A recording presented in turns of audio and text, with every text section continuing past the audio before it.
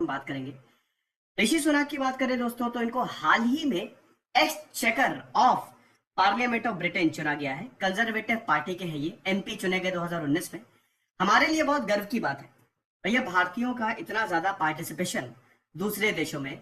इससे अच्छी बात क्या हो सकती है? क्या आपको पता है कि ब्रिटेन की जो होम सेक्रेटरी है वो भी एक भारतीय है, प्रीति पटेल। हम उनकी भी बात करेंगे अभी।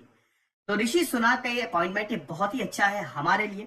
वैसे नारायण मूर्ति के ये सन इन लॉ है, दामाद है नारायण मूर्ति के। वैसे अगर इंडियंस की बात करें तो पूरी दुनिया में फैले हुए हैं। कनाडा में तो आप देख ही लीजिए, वहां से आधे से ज्यादा आपको पंजाबी मिलेंगे।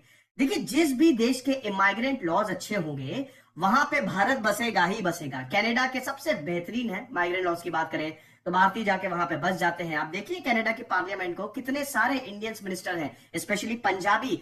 अमेरिका सबसे फेवरेट डेस्टिनेशन है भारतीयों के, लेकिन अब अमेरिका की पॉलिसी काफी टाइट हो गई है जब से डोनाल्ड ट्रंप आए हैं। अब डोनाल्ड ट्रंप वैसे भारत भी आ रहे हैं। केम चो डोनाल्ड ट्रंप एक अमेरिका ग्रेट अगेन के तहत कोई भी बाहर से ना आए, सारी नौकरियां अमेरिकन को दो। खैर, हम ऋषि सुनक की बात करने वाले हैं तो देखेंगे दोस्तों ये जो पोस्ट इनको मिली है ये क्या है, और ऋषि सुनक के बारे में भी जानेंगे। चलिए आगे बढ़ते हैं। @reconnect मेरा फेसबुक पेज है, सिद्धार्थ अग्निहोत्री के नाम से मेरी फेसबुक प्रोफाइल है। दोनों ही जगह अपने जगह पीडीएफ ले सकते हैं, सवाल भी पूछ सकते हैं। दोस्तों एक बात बताना चाहूंगा कि आप मेरे पेज पे सवाल पूछा करिए। मुझे पता है मेरी प्रोफाइल्स पे बहुत सारी क्वेरीज आती हैं, मैं उनका आंसर 3-4 दिन बाद करता हूं। दोस्तों मेरे पास समय की थोड़ी कमी है, लेकिन मैं आंसर कर देता हूं। बहुत सारी क्वेरीज जो है मुझे अपने पेज पे दिखती नहीं है, ठीक है? तो बेटर है कि आप @e_connect इस पेज पे, आई मीन मेरी प्रोफाइल जो फेसबुक प्रोफाइल है उस पे दिखती नहीं, तो बेटर है कि आप मेरे पेज पे मैसेज करें। मैं यहां पे बहुत ही जल्दी से सारे मैसेजेस का रिप्लाई कर देता हूं, जिनकी भी जो भी क्वेरीज होती है। प्रोफाइल पे प्रॉब्लम यह है कि मेरी फ्रेंड लिमिट जो है वो 1 साल पहले ही एग्जॉस्ट हो चुकी है, तो वहां पे मैं मैसेजेस देख नहीं पाता हूं। अब आप बोले कि सर डेस्कटॉप से करा करिए, दोस्तों इतना वक्त नहीं है मेरे पास। मैं जो भी क्वेरीज आंसर करता हूं मोबाइल से ही करता हूं, ठीक है ना? तो इसीलिए आप पेज पे करेंगे तो मेरे लिए बहुत सहूलियत रहेगी और सबकी क्वेरी जो है वो आंसर हो जाएगी। स्टडी आईक्यू के टैबलेट और पेन ड्राइव कोर्सेस हम हर एग्जाम्स के लिए लाए हैं। पिन नंबर से कॉल करिए, वेबसाइट विजिट करिए, आपको बहुत ज्यादा फायदा होगा। और यूपीएससी की नोटिफिकेशन आ गई है, हमने बहुत ही बेहतरीन कोर्स बनाया है यूपीएससी का, जरूर इसको अवेल करिए, ठीक है? अब अगर हम ऋषि सुनक की बात करें, 12 मई 1980 में साउथ हैम्पटन में इनका जन्म हुआ, यूके में ये जन्मे हैं। इनके पिताजी जो थे वो 1960s में ही, इनके जो ग्रैंड पेरेंट्स थे वो यूके जाके बस गए। वैसे तो इनके 4 फादर्स पंजाब से हैं, लेकिन जैसा कि मैंने बताया कि आपको भारतीय पूरी दुनिया भर में मिलेंगे, पूरी दुनिया में भारत का नाम रोशन कर रहे हैं, तो इनके 4 फादर्स जाके बस गए यूनाइटेड किंगडम में। वैसे आपको बता दूं कि अगर हम ब्रिटेन की बात करते हैं, कई लोग खाली इंग्लैंड को ब्रिटेन समझ लेते हैं या फिर यूनाइटेड किंगडम। बेसिकली दोस्तों 4 देशों से बन के बना है। यूके मतलब पता है क्या है? UK equal to England plus Northern Ireland plus Scotland plus Wales, ठीक है ना? तो ये है, खाली इंग्लैंड नहीं है, ठीक है? और इसको पूरा ब्रिटिश आइल्स कहते हैं, ठीक है? जहां पे आपको आयरलैंड इंग्लैंड मिलेगा। ये ज्योग्राफी है। देखिए, इतिहास के साथ साथ आपको ज्योग्राफी लेके चलनी पड़ती है, तभी आप इतिहास को बहुत ही अच्छे से समझ पाएंगे। बायोग्राफी भी इतिहास ही है, ठीक है? तो इनके पिताजी, आई मीन इनके 4 फादर्स जो है वो यूके में ही जाके बस गए। साउथ हैम्पटन में इनका जन्म हुआ, और इनके जो पिताजी का नाम था वो है यशवीर सुनक, और इनकी माताजी का उषा सुनक। इनके पिताजी थे डॉक्टर और इनकी माताजी एक फार्मासिस्ट थी, ठीक है?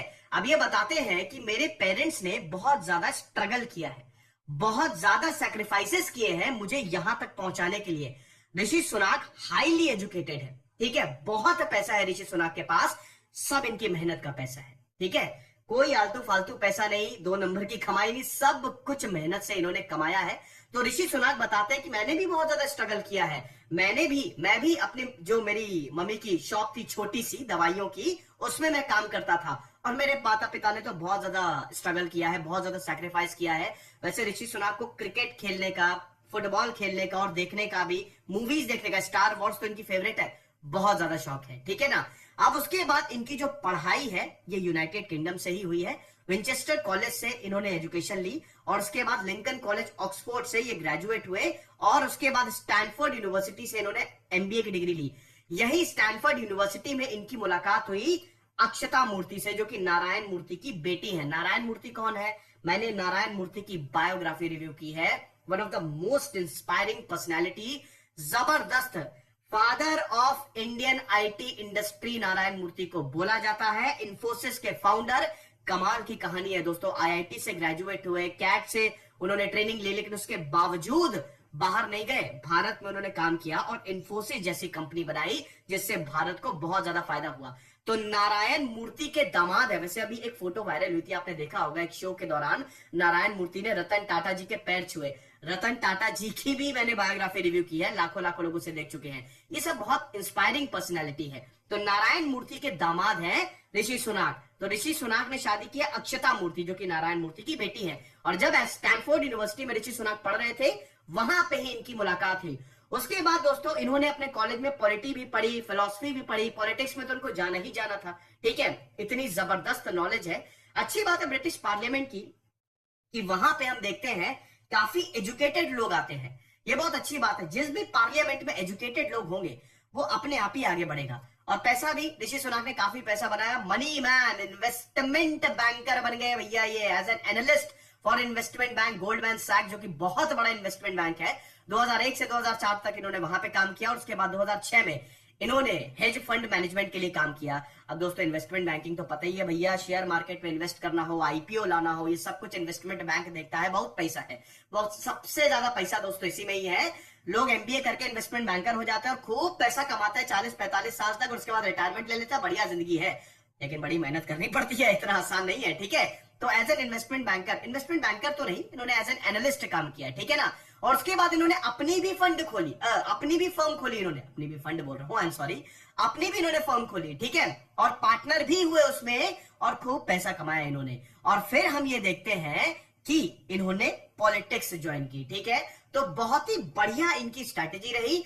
पहले करियर को बहुत ही ज्यादा स्ट्रॉन्ग किया और फिर as a member of parliament Conservative Party की तरफ से ये खड़े हुए और जीते। रिचमंड यॉर्क, ये जो कंस्टिट्यूएंसी है दोस्तों, ये नॉर्थ यॉर्कशायर की कंस्टिट्यूएंसी है, जिसको रिचमंड यॉर्क्स बोला जाता है। देखिए, भारत और ब्रिटेन का जो पार्लियामेंट्री सिस्टम है वो सेम है। भारत ने 30 से 40%, वैसे तो भारत ने पूरी दुनिया के संविधानों को रिव्यू किया। बी आर अम्बेडकर ने जो कंस्टिट्यूएंट जो ड्राफ्टिंग कमेटी बनाई थी, जिसके चेयरमैन थे बी आर अम्बेडकर, उनकी बायोग्राफी मैंने रिव्यू किया। और अभी मैंने the making of Indian constitution 26 जनवरी को एक लेक्चर अपलोड हुआ है, जरूर देखिएगा उसे। तो उन्होंने सारे संविधानों का रिव्यू किया और उसके बाद हमने अपना संविधान बनाया। लेकिन ब्रिटेन का रिटन कॉन्स्टिट्यूशन तो है नहीं, ठीक है ना। तो ब्रिटेन में हम, भारत और ब्रिटेन का जो पार्लियामेंट्री सिस्टम है बहुत ज्यादा मिलता जुलता है, ठीक है। चलिए मैं ब्रिटेन के पार्लियामेंट्री सिस्टम की बात कर लेता हूं। जैसे भारत में एक अपर हाउस है, एक लोअर हाउस है, वैसे ही ब्रिटेन में भी अपर हाउस है, लोअर हाउस है। अपर हाउस को बोला जाता है, यहां पे क्या बढ़िया राइटिंग में आज मैं लिख रहा हूं, मजा आ गई, हाउस ऑफ लॉर्ड्स, ठीक है। हाउस ऑफ लॉर्ड्स में 793 सीट्स हैं, ठीक है, जिसमें अच्छा ब्रिटेन में दो प्रमुख पार्टियां हैं। जैसे भारत में, वैसे तो ब्रिटेन में बहुत सारी पार्टी, मल्टी पार्टी सिस्टम है, हर देश में होता है, लेकिन हर देश में आप देखेंगे दो पार्टी ऐसी होती है, 2 या 3 पार्टी ऐसी होती है जो कि बहुत बड़ी होती है। तो भारत में इंडियन नेशनल कांग्रेस और बीजेपी, ऐसे ही ब्रिटेन में 2 सबसे बड़ी पार्टी हैं। एक है कंजर्वेटिव पार्टी, ध्यान रखिएगा क्योंकि मैं इसी के ही रिस्पेक्ट में आपको समझाऊंगा चीजें, ठीक है। कंजर्वेटिव पार्टी का जो गठन हुआ था वो 1834 में हुआ था। 1834 को कंजर्वेटिव पार्टी को बनाया गया। और दूसरी है लेबर पार्टी, ठीक है। लेबर पार्टी जिसने भारत को आजादी दी थी, कंजर्वेटिव पार्टी आती तो भारत को आजादी 10 साल बाद मिलती, ठीक है। तो यहां पे 1900 को ये लेबर पार्टी जो है वो बनी, वो 1900, ये थोड़ी लिबरल पार्टी है। कंजर्वेटिव पार्टी, अगर हम House of Lords upper house में बात करें तो कंजर्वेटिव पार्टी की मेजॉरिटी है। यहां पे कंजर्वेटिव पार्टी को है 245 सीटें और लेबर पार्टी को है 180 सीटें। अच्छा, दूसरा जो लोअर हाउस है उसको कहते हैं हाउस ऑफ कॉमन्स, जहां पे डायरेक्ट इलेक्शंस होते हैं। जैसे भारत में लोकसभा है, डायरेक्टली इलेक्टेड है भारत के लोकसभा के जितने भी एमपीज हैं। ऐसे ही ब्रिटिश की पार्लियामेंट हाउस ऑफ कॉमन्स में टोटल सीटें हैं दोस्तों, हाउस ऑफ कॉमन्स में आपको ज्यादा सीटें देखने को मिलेगी, सॉरी कम सीटें देखने को मिलेगी। यहां पे 650 सीटें हैं, ठीक है।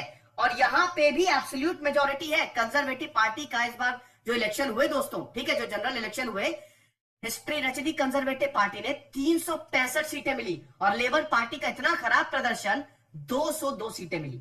समझ रहे हैं। तो ये जो हाउस ऑफ कॉमन्स है ये वहां का लोअर हाउस है।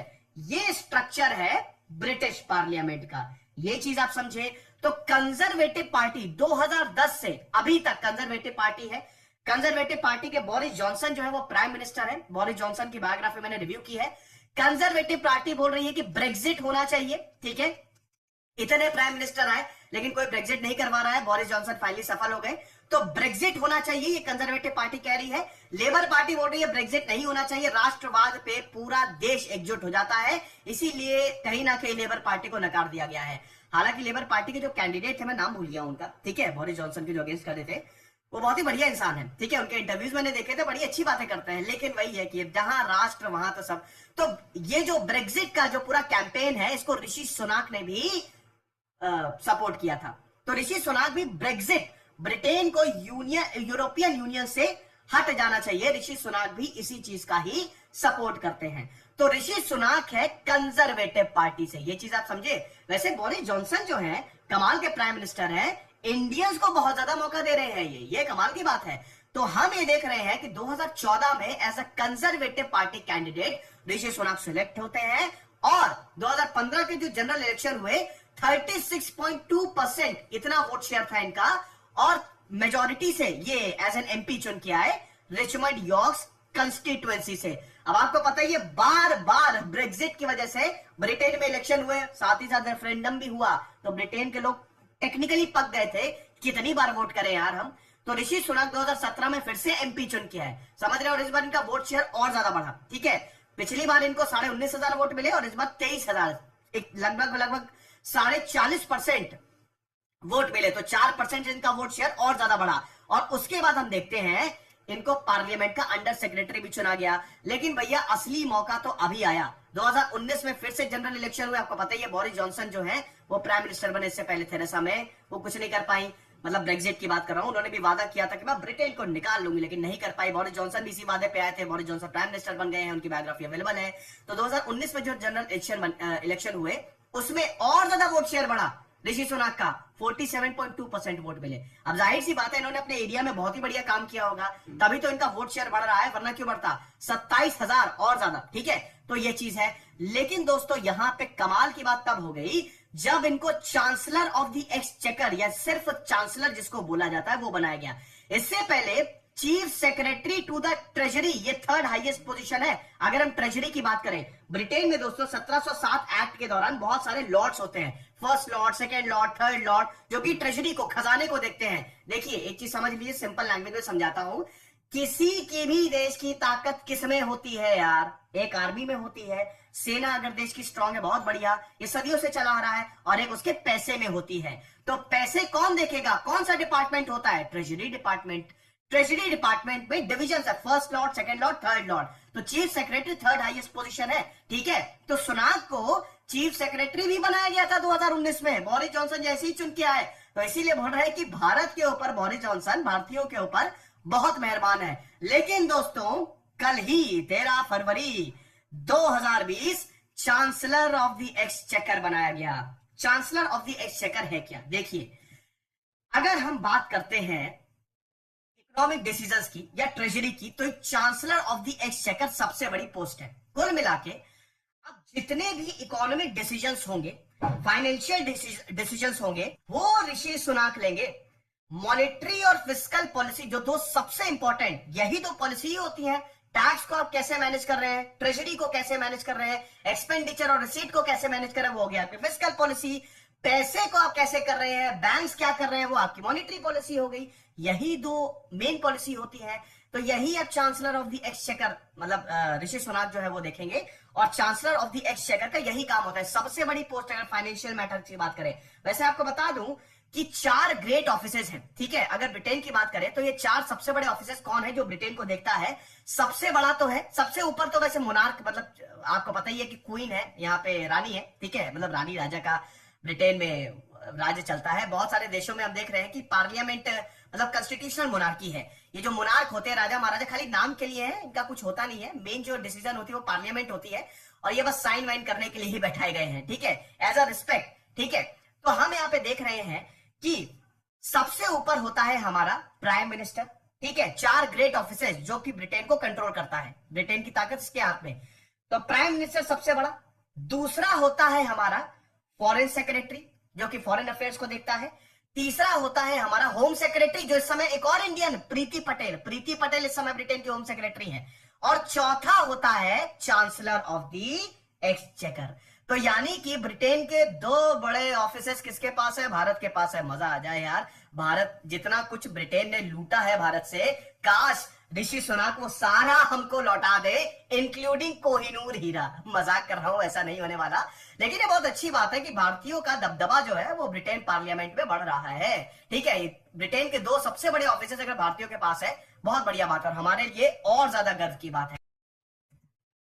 तो ऋषि सुनाक ने किसको टेक ओवर किया है? साजिद जावेद जो है वो पाकिस्तानी थे। ठीक है, और जैसा कि मैंने बताया सिर्फ होम सेक्रेटरी जो है वो प्रीति पटेल है।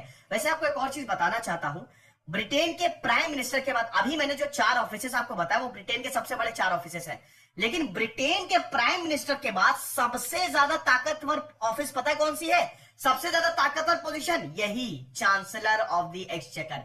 तो ब्रिटेन का प्राइम मिनिस्टर सबसे ज्यादा डिसीजन ले सकता है और उसके बाद चांसलर ऑफ द एक्सचेकर जो कि इस समय ऋषि सुनाक है वो सबसे ज्यादा डिसीजन ले सकता है। तो एक बड़ी पावरफुल पोजीशन है। तो भैया हम तो यही चाहेंगे कि जितने भारतीय हो सके वो उतने ब्रिटेन में जाए और जो हम लोग का कॉलोनाइजेशन हुआ था वो सब एक सूद समेत वापस ले। खैर ये तो एक मजाक था। ठीक है, तो आई होप ये लेक्चर आपको पसंद आया होगा और देखेंगे इनका टेन्योर कैसा रहता है। इंटरेस्टिंग होगा इनका टेन्योर देखना। कुछ नहीं, पढ़ते रहिए। दिस इज सिद्धांत अग्निहोत्री साइनिंग ऑफ।